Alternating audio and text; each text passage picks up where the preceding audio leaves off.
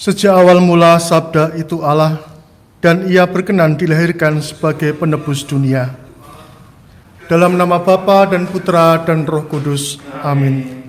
Rahmat Tuhan kita Yesus Kristus, cinta kasih Allah dan persekutuan Roh Kudus senantiasa bersamamu. Dan bersama rohmu. Para konfrater dan saudara-saudari terkasih, hari ini adalah hari Kamis dalam Minggu Epifani. Bacaan yang akan kita dengarkan, bacaan pertama melanjutkan dari surat Yohanes yang berbicara mengenai kasih Allah dan kasih kepada sesama.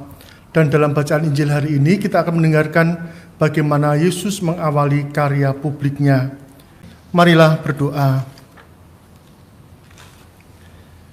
Bapa, dengan perantaraan putramu, Engkau menyinari segala bangsa dengan cahayamu. Kami mohon semoga kami selalu dengan teguh percaya kepada Kristus penebus, agar semakin disinari terang cahayanya, dan akhirnya mencapai kemuliaan abadi. Demi Yesus Kristus Tuhan dan pengantara kami, yang hidup dan berkuasa bersama Dikau dalam persekutuan Roh Kudus, Allah kini dan sepanjang segala masa. Amin. Pembacaan dari surat pertama Rasul Yohanes. Saudara-saudaraku terkasih, kita harus mengasihi Allah, karena Allah lebih dahulu mengasihi kita. Jikalau seorang berkata, "Aku mengasihi Allah," tetapi membenci saudaranya, ia adalah seorang pendusta. Karena barang siapa tidak mengasihi saudaranya yang ia lihat, tidak mungkin ia mengasihi Allah yang tidak ia lihat. Dan inilah perintah yang kita terima dari Dia. Barang siapa mengasihi Allah, ia harus juga mengasihi saudaranya. Setiap orang yang percaya bahwa Yesus adalah Kristus, lahir dari Allah. Dan setiap orang yang mengasihi Dia yang melahirkan, mengasihi juga Dia yang lahir daripadanya. Inilah tandanya bahwa kita mengasihi anak-anak Allah, yaitu apabila kita mengasihi Allah serta melakukan perintah-perintahnya. Sebab inilah kasih kepada Allah, yaitu bahwa kita menuruti perintah-perintahnya. Dan perintah-perintahnya itu tidak berat, sebab semua yang lahir dari Allah mengalahkan dunia. Dan inilah kemenangan yang mengalahkan dunia, yakni iman kita. Demikianlah sabda Tuhan. Syukur kepada Allah.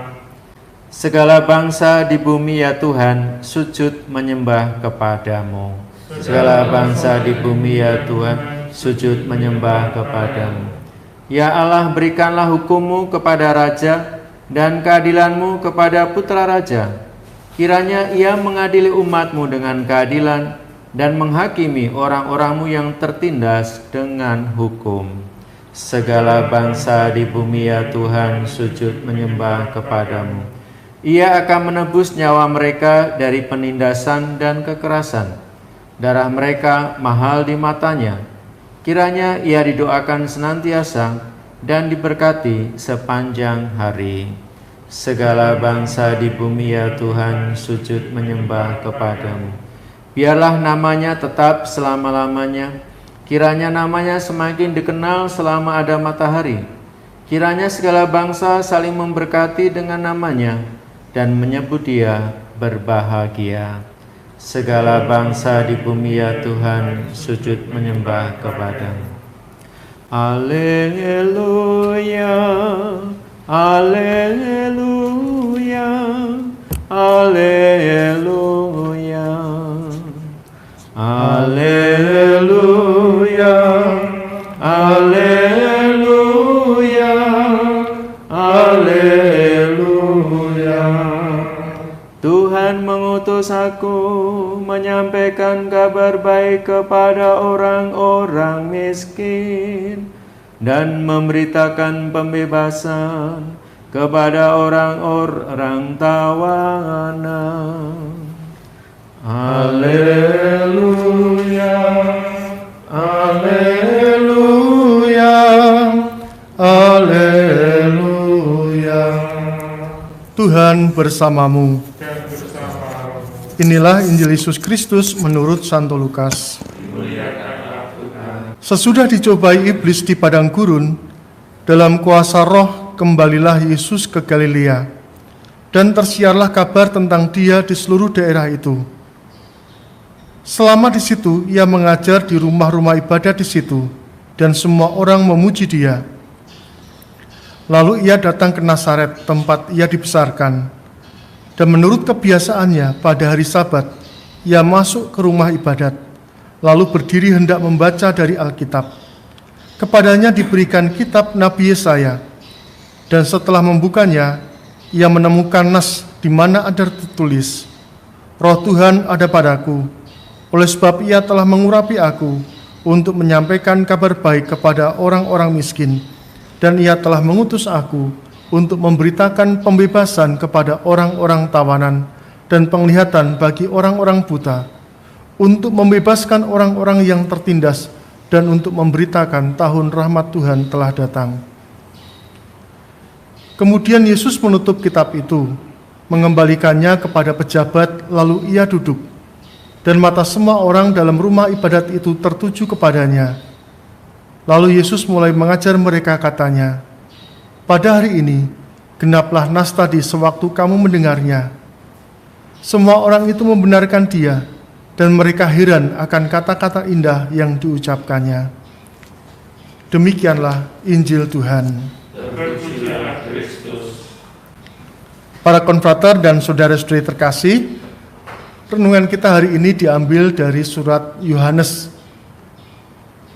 Jika seorang berkata, aku mengasihi Allah, tetapi membenci saudaranya, ia adalah seorang pendusta. Karena barang siapa tidak mengasihi saudaranya yang ia lihat, tidak mungkin ia mengasihi Allah yang tidak ia lihat. Kata-kata ini sederhana dan mengingatkan kita akan perintah utama yang diberikan oleh Yesus kepada murid-muridnya dan kepada semua pengikutnya, yaitu kasihilah Allah dengan segenap hatimu, dengan segenap jiwamu, dengan segenap tenagamu. Dan perintah kedua adalah kasihilah sesamamu manusia seperti engkau mengasihi dirimu sendiri.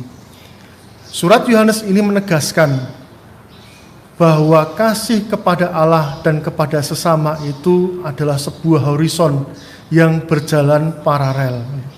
Pernah saya bertanya, dan sering, bukan hanya pernah tapi sering saya bertanya kepada teman-teman dalam komunitas itu, komunitas keluarga tentunya ya, mana yang lebih mudah, mengasihi Allah atau mengasihi sesama? Dan mereka itu hampir sebagian besar menjawab, Romo lebih mudah mengasihi Allah dan lebih sulit untuk mengasihi sesama. Kemudian saya bertanya, mengapa lebih mudah mengasihi Allah? Satu, karena Allah itu baik hati kepada kita. Dia itu mencintai kita dengan sungguh, mencintai kita dengan cara luar biasa dan berpikir baik untuk kita. Maka kita mudah untuk mencintai Allah. Nah, mencintai Allah itu dengan apa? Dengan berdoa, dengan tekun membaca firman, dan dengan melakukan kegiatan amal. Oke. Kemudian mengapa itu sulit untuk mengasihi sesama, terutama orang-orang yang paling dekat dengan kita? Karena pasangan kita, atau anak-anak kita, atau orang tua kita yang sudah usia. Karena kita tahu, alasannya adalah karena kita tahu kelemahan mereka. Karena kasih mereka itu terbatas. Kadang-kadang mereka ngomel kepada kita, kadang-kadang mereka berpikir buruk kepada kita, kadang-kadang mereka itu melakukan tindakan-tindakan yang membuat kita itu sakit hati. Maka bagi mereka sepakat untuk mengatakan bahwa mengasihi Allah itu lebih mudah daripada mengasihi sesama. Padahal kalau kita renungkan, dan renungkan lebih mendalam lagi tentunya adalah bahwa mengasihi Allah itu tidak semudah yang kita pikirkan. Mengapa kita masih berpikir mengasihi Allah itu lebih mudah dan mengasihi sesama itu lebih sulit? Karena kasih yang kita hayati adalah kasih yang masih terbatas kepada apa yang dibalas dari orang lain untuk kita. Ya. Kita mengasihi karena kita mengharapkan balasan yang setimpal dengan kita. Mengasihi Allah itu tidak mudah. Mengasihi Allah mengandaikan kita seperti yang diungkapkan berkali-kali oleh Yesus dan diungkapkan kembali oleh Yohanes dalam suratnya kali ini adalah mengasihi Allah itu mengandaikan bahwa kita mendengarkan dan mentaati Ya, kalau hanya mendengarkan itu mudah, kalau mentaati itu yang tidak mudah. Mendengarkan dan mentaati perintah-perintah Allah, dan itu tidak mudah. Ya.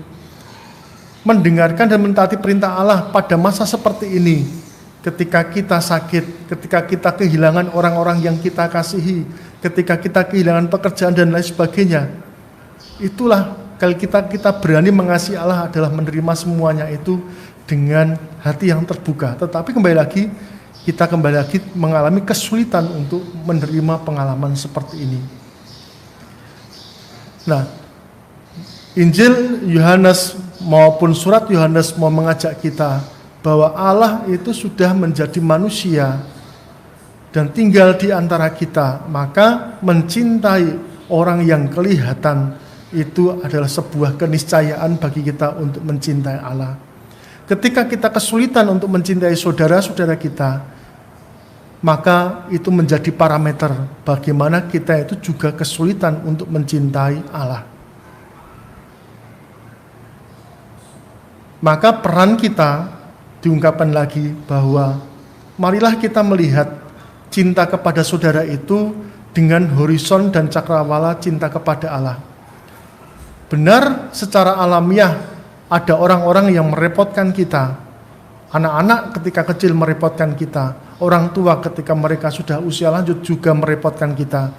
Tetapi ketika kita mampu melihat kasih Allah kepada kita, dan kita mampu menerapkan kasih itu untuk rekan-rekan kita, anak-anak kita yang merepotkan, orang tua kita yang merepotkan, maka kita akan mempunyai perubahan cinta. Kita akan melihat bahwa kesempatan itu bukanlah kesempatan yang merepotkan, tetapi kesempatan bagi kita untuk boleh lebih mengasihi seperti Allah mengasihi. Semakin kita membawa horizon cakrawala kasih Allah itu, semakin kita mampu melihat wajah Allah dalam diri mereka yang terbatas, yaitu pasangan kita, anak-anak kita, maupun orang tua kita. Semoga kita tidak hanya tinggal di dalam kasih manusia, tetapi marilah kita melihat kehadiran orang-orang yang ada di sekitar kita sebagai Allah yang hadir dan nampak. Ia mengasihi kita, tetapi lebih utama lagi adalah kita harus mengasihi mereka sama seperti Allah telah mengasihi mereka. Semoga Tuhan memberkati kita. Amin. Keluarga kudus Yesus, Maria, dan Yusuf, doakanlah kami. Marilah berdoa. Allah yang Maha Kuasa, kami mengucap syukur atas rahmat sakramenmu. Semoga kami hidup tetap disegarkan oleh dayanya yang menyelamatkan. Demi Kristus Tuhan dan pengantara kami. Amin. Tuhan bersamamu. Dan bersama rohmu. Semoga kita, komunitas keluarga, hidup dan karya kita dibimbing dan berkati oleh Allah yang Maha Kuasa, Bapa, Putra, dan Roh Kudus. Amin.